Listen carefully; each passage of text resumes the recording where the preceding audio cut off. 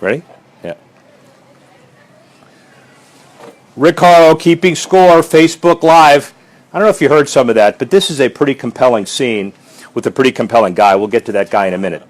But I want to tell you that we are at one of the iconic buildings in the world, even before the renovation. It's not a renovation. It's a transformation. Sorry, even before the transformation. The bottom line is Madison Square Garden. It takes its place, again, as one of the iconic buildings all over the world, and we have the opportunity to talk about the inside of the building, the Knicks, the Rangers, entertainment. You see some of the entertainment here, concerts. Just had a mega UFC fight here, which is something that's going to expand the envelope all over the place. Knicks game tonight, average franchise value in the NBA, $1.2 billion, by the way, according to Forbes, tripled in the last couple of years. Stout. Television money, even more stout. And frankly, the NBA is where it is. NHL, significant business. Entertainment, significant business as well. And at the top of the food chain as far as any valuations basketball-wise, New York Knicks, $3 billion, again, according to Forbes. Can't confirm or deny it, but it's a pretty significant number, obviously, regardless of on-court quality, because we'll talk about a whole number of business issues that come into that. And the best guy to possibly talk about that issue, Jordan Solomon, Executive Vice President, Madison Square Garden Corporation, MSG Sports. Did I get that all right? You did. Thank you. How about that for an introduction? This is a heck of a building, by the way. It's a great building, and it's a great time to be here. So it's in the middle of the afternoon. We have a game tonight at 7:30, and what you can see here is our Knicks City Dancers practicing for their opening number tonight that we do just before we introduce the players. Right, we take down the lights and we've got a 3D court projection that takes place. It's it's an exciting day. Well, it's an exciting day, but it also kind of leads into one of the big themes for the night. By the way, can you hear me? Are we okay? Everything good? Because that's what the NBA sounds like with 18,000 people in here. We have the ability to do this before this even starts tonight. You are an NBA guy. You understand what the NBA does as far as promoting its product. You got a sneak peek at what's happening here. But sports and entertainment really do mix. You can't really draw the line between the two anymore, can you? Oh, no. This is entertainment, full stop. It is sports and entertainment together. And we spend a lot of time and energy making sure that our fans are entertained from when they get here and they're walking into the building to when the game ends. And it's what takes place on the court, what takes place in between the timeouts, what takes place before the game, as you can see with our City Dancers. We've got so much we have going on here just to make sure that our fans are having a terrific time. We recognize that it's an iconic venue, and we want to take advantage of all the various elements that we have and all the things that we can offer with the building and the technology here. Probe a couple more issues before we actually start a tour at your discretion. Sure. Thanks a lot, and thanks to Ryan Watson, the PR guru of the world. He says no, but I'm just telling you, the bottom line is we had a last-minute this is a great organization, great people, and that's one of the reasons why this group will continue to be a model for all of professional sports. And so I guess one of the issues is, how does it relate to the quality on the court? The Knicks haven't been very good recently, no secret, and this is not an issue that depends on whether the Knicks succeed or not. We'd all love them to, but we have this term decouching in the industry now. You got to get people off their chairs and to the arena. Right. You have something that really transcends winning and losing. It's an entertainment experience. It's an entertainment experience, and it's an iconic venue in an iconic city. And so, we take very seriously what we really view as a community asset, which is our organization, our teams, and our building, and we treat it as such, right? And so, when we have, whether the team is winning or losing, we're going to put on a first-class experience. We're going to make sure all of our fans who are here and at home enjoy watching our teams and can understand and feel the vibe and feel the excitement of the building. And so we do that in a lot of ways, and we also recognize that we have people who come from out of town who want to just come and see Madison Square Garden for the first time and maybe the only time in their life. Yeah. So, Adam Silver talks a lot about a statistic that 99% of NBA fans will never make it to an NBA game, or maybe if they do, it might be one. And so we think we take that to heart here as well. We want to make sure we're putting on an experience that for our season ticket holders is authentic and exciting and that they love and they want to be here 40-plus nights a year, and with the playoffs, hopefully more. But that somebody who comes for the first time leaves and says, wow, I got to get back there. It lives up to the billing, to the hype of Madison Square Garden. Well, how do you do that in the context of the NBA generally as a business? Then we'll talk about the transformation in a minute. but the NBA has been a superstar league and will continue to be. A lot of excitement on the West Coast, a lot of excitement about the Cleveland Cavaliers, and it is a league where the value, in large part, is because of the players. Yet you've developed a brand that really transcends the value of the players as well. How's that done? I mean, look, the brand of the Knicks transcends all of us in the company. It's something that's been here. It's actually our 70th season this year. We're celebrating our 70th anniversary, and that's something we take very seriously. We were one of the original teams in the league, and 70 years is something that we are highlighting a lot, and both our on-court elements. It's some of the things we talk about with our players as well as with our fans, and so the Knicks brand is something that's deeply rooted here in New York with our fans, and it goes and it really travels with them wherever they go, whether they stay in New York or they've moved to Florida or to other parts of the country. And so, for us, it's about talking about the excitement of the team, the hope and future that we have as a team, of winning championships, of winning more games. You look at people like Kristaps Porzingis and Carmelo Anthony and a bunch of the young talent we have, as well as some of the veterans we've brought in to help round that out and train our players. So it's and teach our players how to play as veterans. It's an exciting time to be around the Knicks and around the Rangers too. And people who don't remember the legacy, I hope some of you are old enough to remember Dave DeBusschere and Willis Reed and Walt Frazier and Bill Bradley, but there may be some other people who don't. This building is the transformative building, but it is on the same spot, and it is Madison Square Garden. Yeah. How important was it to preserve the legacy and the history and the tradition of the Knicks? Yeah, extremely important, and you can see as we walk around, I'll show you some of the historic pictures we have all over the building. We've got, obviously in the rafters, a bunch of our retired numbers and our banners. The iconic roof remains as unique and exclusive as any building's roof in the world. And we spend a lot of time talking to internally and to our fans about what is the legacy. And so even on our opening night for our 70th anniversary, bringing back a bunch of our players representing each of the decades, or their families representing each of the decades of our 70 years, you have to do that. You have to teach people about the roots of the game. And it's actually our marketing slogan for this year that we believe is something that's going to last for many years is New York forever, and the concept being rooted that New York basketball is something that's really at the heart of the city, and people have always played basketball, and really the game has evolved in so many ways here in New York, and this notion that we are New Yorkers forever, whether you're here for a little bit of time and you go, New York stays with you, or you're here living forever, you are New Yorkers forever, and it lasts and stays with you. And so we think that campaign's been a pretty authentic landing spot for our fans and our players. Last two answers, you said you were going to show us the building, and I think you're just teasing us, so why don't you show us the building? All right, let's do it. So we'll leave this suite here. And by the way, the Poobah executive producer, Stephanie Brumsley, if you see the camera tilting in weird places, that's because she's fallen. She's walking backwards through the door and only hitting it a little bit. So kudos. So this is our Lexus Madison level of suites, and as part of the transformation we did a couple of years ago, we built out this level, really upped our game in terms of the quality of the suites. On this level, we've got about 50 of them just on the Madison level, and then I'll show you another exclusive area. But these suites are great. It's a great place for many of them are corporate partners of ours to host their clients and really enjoy it. But it's a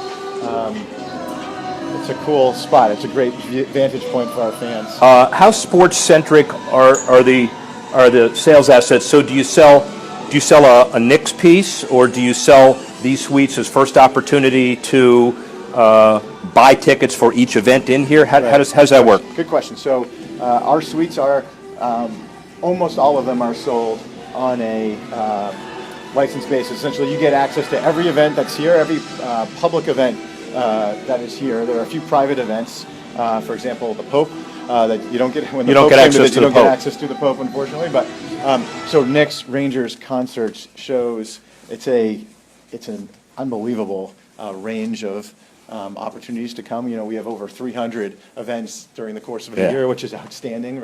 Last night, Kansas versus Duke comes down to a last-minute shot. I'm a Duke fan, so I don't want to hear about it. Right, right. but But I understand. But it's I get it. amazing the types of things that come. Yeah. Just this past weekend, UFC 205 was here. Yeah. An amazing event. By the way, stop on that. Did that outstrip even your expectations? I think, look, it's hard to predict how Yeah. those things will go, but Yeah. I think it did in the sense that it broke our record for ticket sales in one evening. The crowd I was here for all of it was ruckus and excited, and Yeah. at the same time for that type of an event. Respectful? So respectful. Yeah, So amazing. excited to be here. Good for- A good for you. Exciting, diverse crowd of Yeah. folks from all over the world who came to see Conor McGregor, et cetera. So Yeah. a great event, great partner with UFC. And By the way, what's going to happen now, based on Conor McGregor's equity demand, is any event you bring in MSG, the immediate next day is the people who played it are going to demand some equity. What do you think of that? we'll see. No comment. We'll leave that to UFC. Yeah, no UFC comment. can solve that Exactly. one, yeah. Exactly. So continue with the event mix. So about 40? So 40 Nick non-playoff, 40 Ranger, and the rest of the mix generally. Yeah, so it's 41 Nick and Ranger regular seasons, a few preseason games, and you throw in the playoffs. That accounts for a lot of it. Of course, the New York Liberty, our WNBA Yeah, that's team right, here yeah. in the summer, which is terrific and gets a terrific lively crowd. We've got probably 100 concerts a year Wow. between our various artists. I mean, from Justin Bieber to Adele, and obviously Billy Joel has his residency here. Yeah, so he's right. playing, essentially once a month. Is he still? Is he? He's still Is going, he yeah. Is he? He's kind of retired. A number, right? I mean, his concert. Well, I'll show it to you. Okay, yeah. good. We have a banner that tracks essentially how many shows he's shows he's got done. each night. So I think he's up to 79. We'll double check. But yeah, lots of shows, and then the amazing thing about the building that we're able to do is we're able to we have double headers. Careful. So we have double headers. So, Waiver. You okay with that? Yeah. All right. So for example, Sunday we've got a Knicks game at 12 and a Rangers game at 7, and it's in our What's it like at 4:00 here? Frenetic. It's frenetic. Yeah. And we've got the best operations crew in the business. Yeah. And it's amazing what Hank Abadi and Rich Claffey, our general manager, and their teams, Bill Martino and others, are able to do, breaking down the court, taking it off, removing the seats, getting the ice. By the way, is always underneath, right? So the ice lives under some rubber. I have two little boys, 7 and 5. They love to come to games during a Knicks game, and there'll be little holes or cracks in the rubber, and they'll just put their finger in and feel how cold it is. No condensation issues. I mean, the technology has gotten you past that. Yeah, Right. it works great. So we'll host doubleheaders, whether it's a college basketball game in the morning and St. John's does this a lot, and then a Knicks game at night, or the most complex ones are these Knicks at noon, Rangers at 7. It's not a very long turnaround time. Right, and but hope you it do it doesn't- because hope it they're doesn't go to overtime. Well, A, and B, you get basically our marquee television matchups, hopefully, on both of those. So you're going to get in both Right, contexts. it'll depend, but we we want to make sure we find dates for our teams to be here Yeah. when they can be, and it's one of the things we're able to pull off and make work. And it's a busy day for a lot of our folks, but it works well. Transformation-wise, Yeah.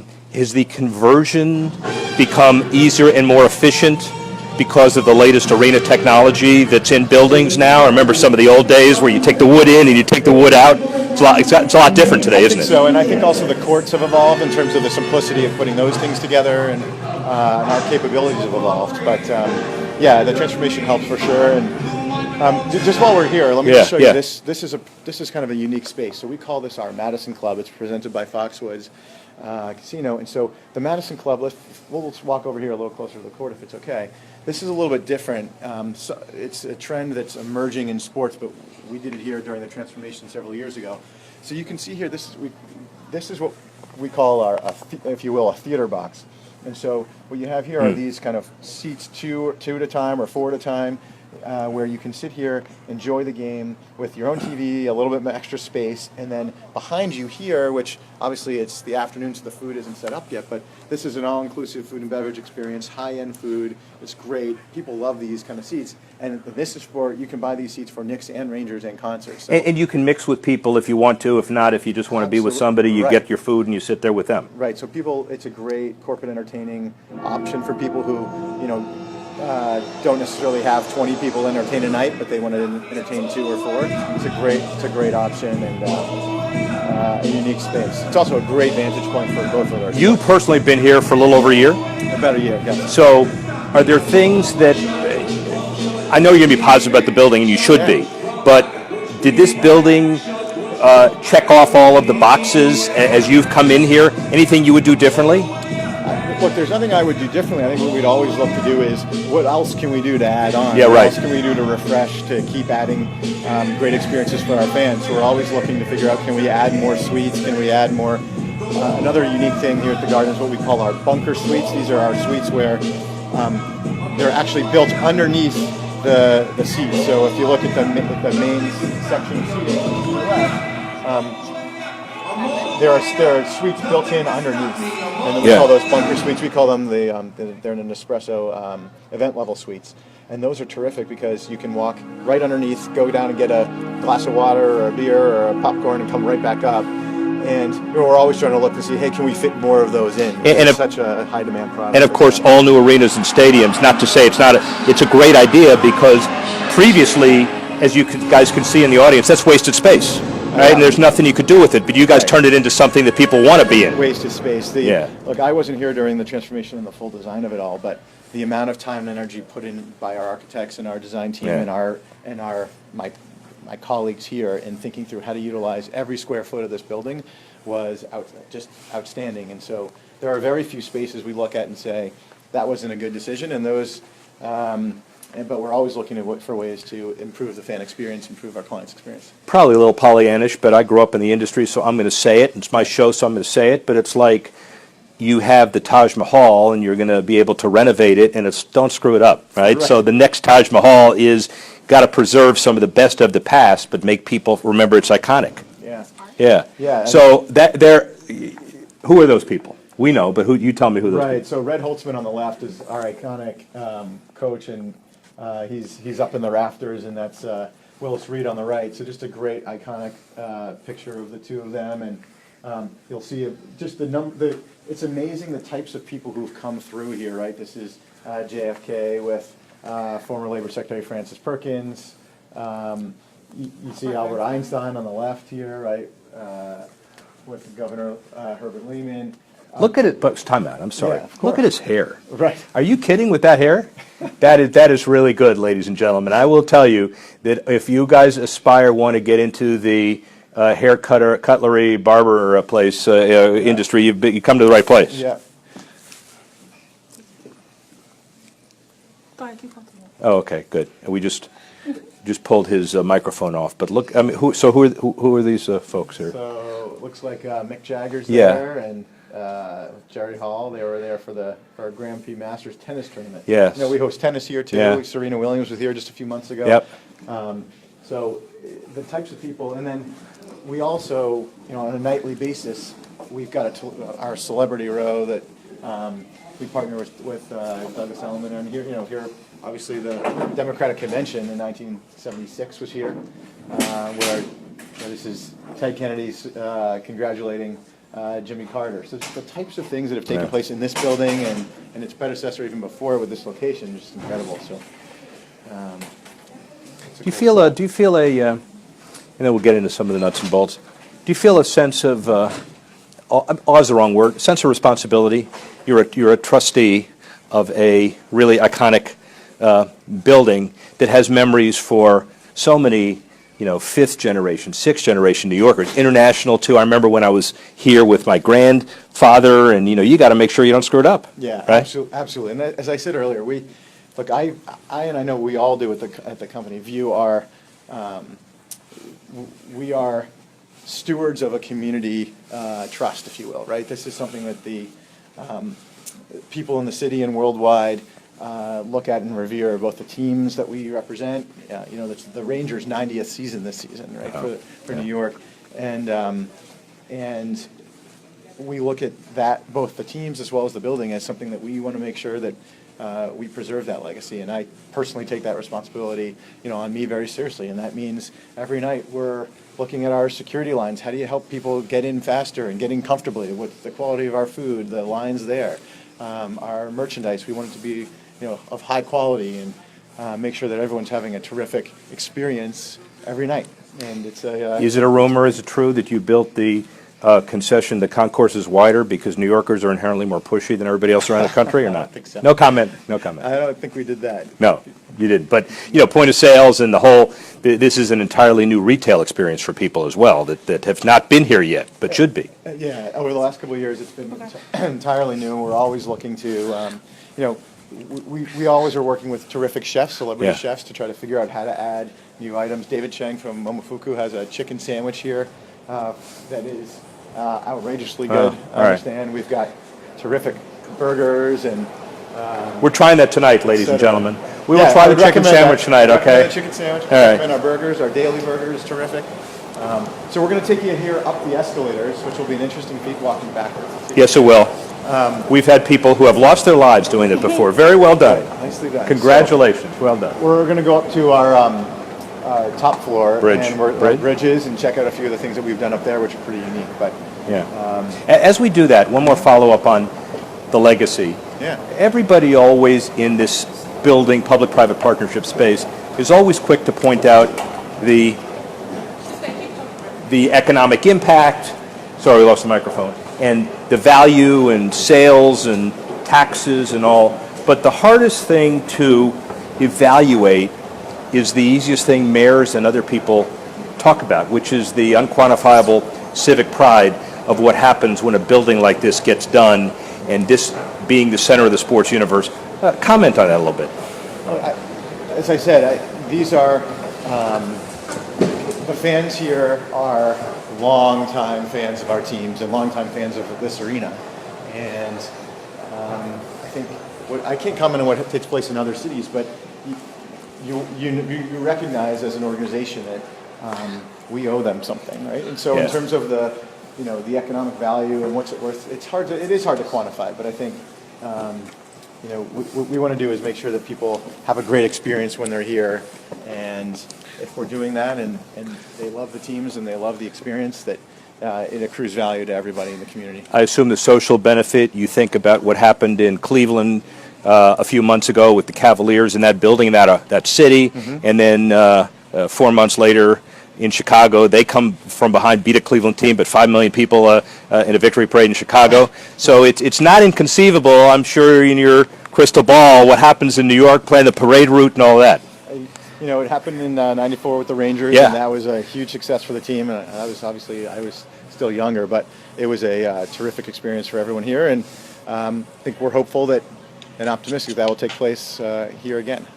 So this is called the Bridge, right? Yeah. And our kind of final few minutes of our Facebook Live. Show us what this is all about. Yeah. So when the team was designing the transformed building, they wanted to create ways for our fans to engage differently than they ever had before. And I think the Chase bridges here, we're literally suspended above the seats in the building. And so if you look kind of out to the side, you'll see we're essentially parallel to the rafters where our iconic retired players' jerseys are.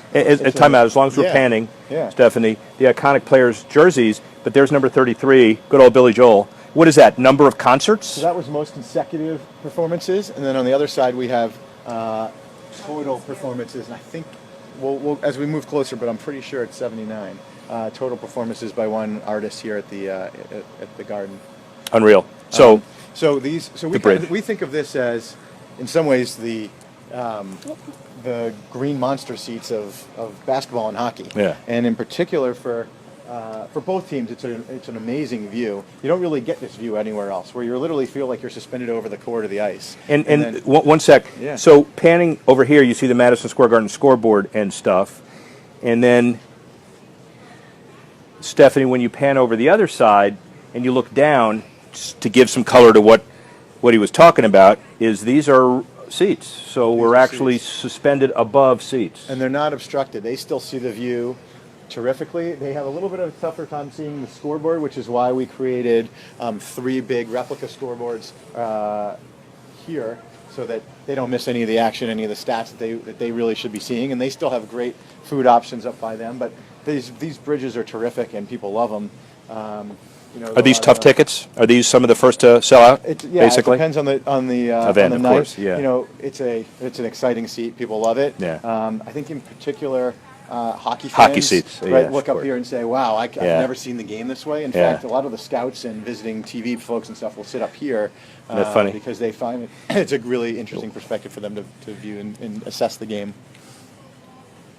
But as we're walking, you can see, here we are up on the iconic roof, right? And you can just see some of the texture, and we're so close to the roof here. And as you sit down, if you're sitting down in the, near the court or in one of the lower level seats, you look up at the ceiling. It's almost this untouchable thing you'll never get close to. And then here you are, you can essentially touch the roof from these seats. It's a really unique experience, similar to, not really similar to anything else you can have.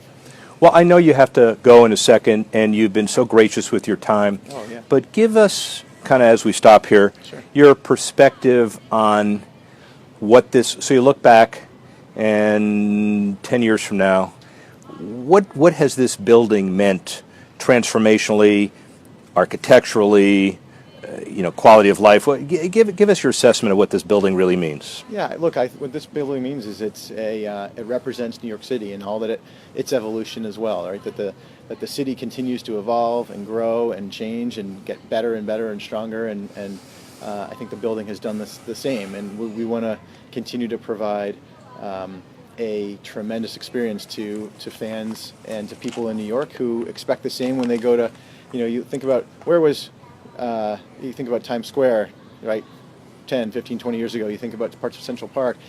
New York continues to evolve and be a place where you can go and have amazing experiences everywhere. And we see ourselves as one of the most iconic places in the city to do that. And we're thrilled that people love coming to our venue, whether it's for the Westminster Dog Show, for the NCAA tournament, Yeah. we're hosting the NCAA tournament regionals this year, Yeah. whether it's Knicks, Rangers, Liberty, or concerts. It's a great place to be, and I think people know they can come, feel safe, have an amazing experience, have great food, and enjoy times with friends and family, and that's you can't ask for much more than that. And the organ starts. Perfect time. As just one kind of final comment from me too. In this business, 40 years, public-private partnerships, public taxpayer money, all of that. What does it mean? What do buildings mean? And you look at the Acropolis, you look at the Parthenon, you look at major buildings, infrastructure, parks, streets, libraries. There is really nothing like this. And the idea of the Knicks and Rangers and everybody, MSG, coming together to restore/transform this building in a first-class way goes way beyond what people thought, and it creates a generational legacy for years to come. We'd like to thank Jordan Solomon, like to thank all the people at MSG for allowing us to have a Facebook Live that talks about all of these issues, ending with This organ. there it is, By ladies the way, and gentlemen. this is a new organ this year It's a Roland organ, upgraded from where it's been. It's an amazing technology, and it's just you can feel the bass, you can feel the way it's transformed the building too. So it's just another element. Good timing for it. As if on cue. Thank you all, ladies and gentlemen. Speak with you soon.